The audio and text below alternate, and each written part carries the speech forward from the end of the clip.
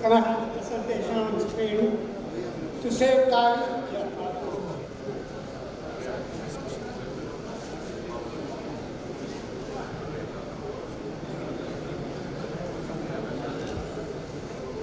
Right. Significance of accurate energy predictions of soybean meal. This is very important. As we all know, soybean meal is by far the best protein meal available in the world. And there are a lot of reasons for that. We use this as a protein meal, high in protein, rich in essential amino acid, digestibility is very high. That is best protein meal, and for the same reason, the most widely used protein meal as well. But it also contains fairly high amount of energy, and that is becoming very significant now. If you look at the typical broiler raw diet, more than 25% of that is soybean meal. That means any other nutrients in that soybean meal is significant, especially energy. And accurate measurement of that energy is important as well.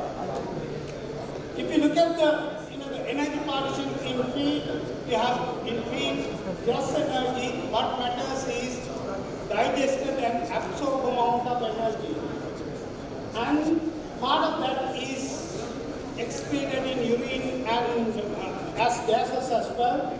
Metabolizable energy is what is actually available to animals, but even within that, part of that metabolizable energy can be lost as heat due to the inefficiency of capture.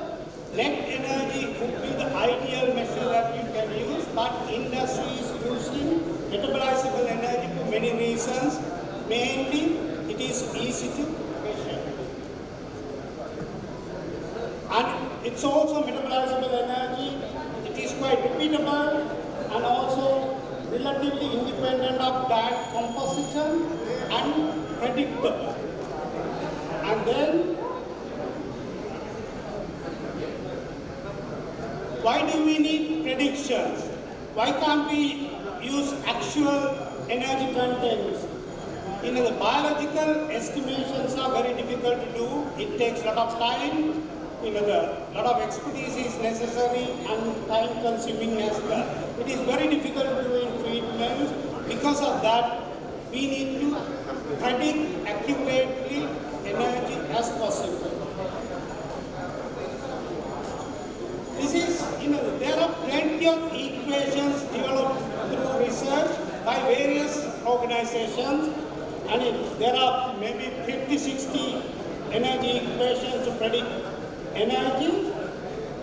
This is for the certain soybean meal. If you use different equations, there can be differences. And in this particular example, what these authors has found, there is about 400 kilocalorie difference between certain energy equations. That means at least some of these equations may not be accurate.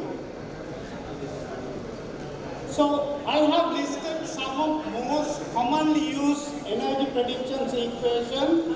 WPSA is about 40 years old, but still quite widely used.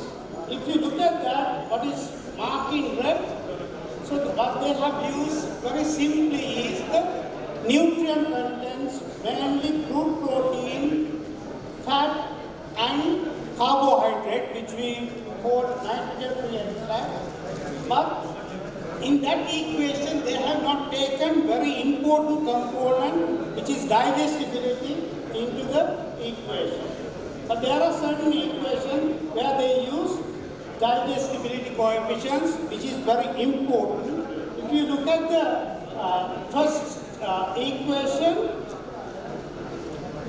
what they usually use is single digestibility coefficient factor for all the soybean meals and any proteins, which is not correct. And at the same time, all the carbohydrate, they have given us single factor. We know digestibilities of different carbohydrates are different. So that is what is marked in green. In these authors, in 2022, they have given, they have analyzed this and developed a new equation giving different digestibility coefficients for different proteins as well as for fat, and they have realized certain carbohydrates are very important, starch and sucrose, and they have taken that differently, and which is giving fairly accurate figures. If we look at the carbohydrate fraction, which is very important, this is the typical carbohydrate fractions of soybean meal.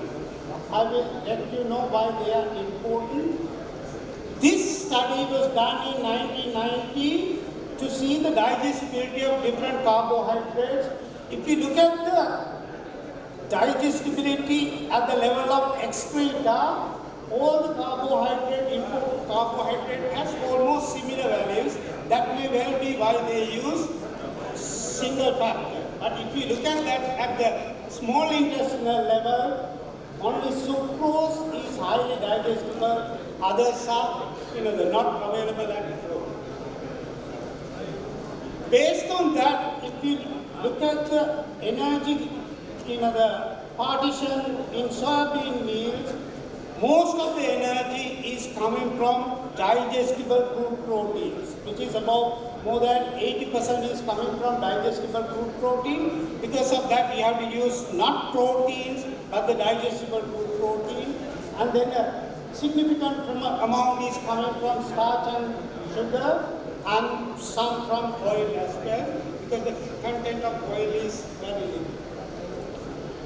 This is, in 2014, Professor Ravindran and his team has done a comprehensive study comparing energy contents of different soybean meals coming from different origin, sourced from South Asia, and what they have found is what this team has done in University of Polytechnic Madrid. They have reanalyzed Professor Ravindran's data and put his, the certain values into different energy equations and predicted. And even if you use the best energy equation, that will not come to the exact values that Professor Ravindran generated. And what is closest is with the new model which they have come up with, University of Polytechnic Madrid, simplified version of WPSA equations. In summary, the energy in soybean meal is becoming very important in modern poultry because the faster growth rates are there. So accurate measurements of energy is very important. Digestibility coefficients you have to use. If you use feed formulation packages, they have the inbuilt values. They may not necessarily be accurate. Thank you very much.